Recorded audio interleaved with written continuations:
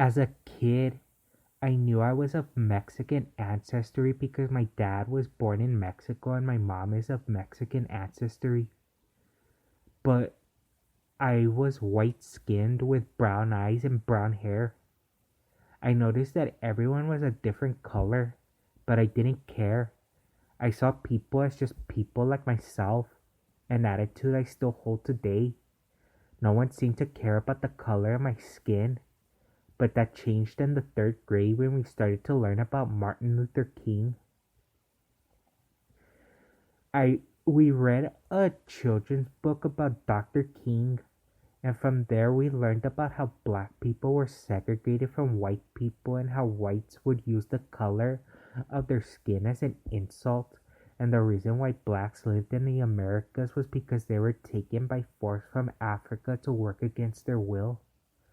Soon all the kids became self-aware about race and people of color, particularly black people, and they should be treated with respect considering all the shit they've been through. The upside of it was we learned that we are all the same color and to be sympathetic towards each other.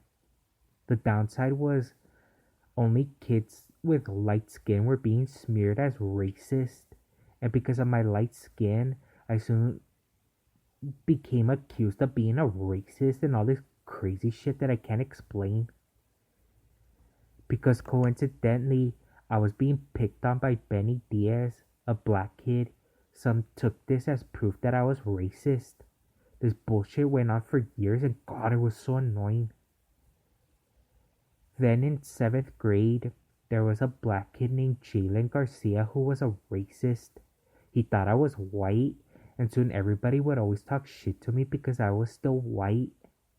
I couldn't tolerate being picked on because of the color of my skin.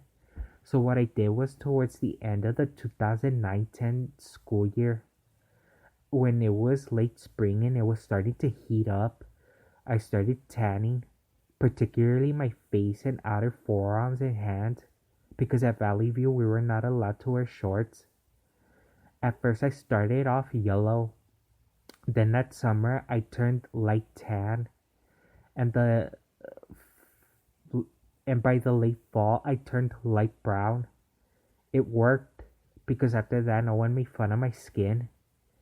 Then in freshman year at Eastwood, one day we had a pep rally in the morning.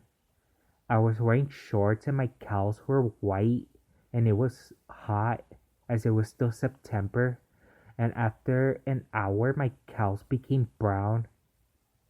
Then in the summer of 2012, I was outside shooting hoops. It was noontime, the sun was in the middle of the sky, and I felt the heat on my neck. I was only outside for an hour. When I got back inside, the back of my neck was black. Holy shit.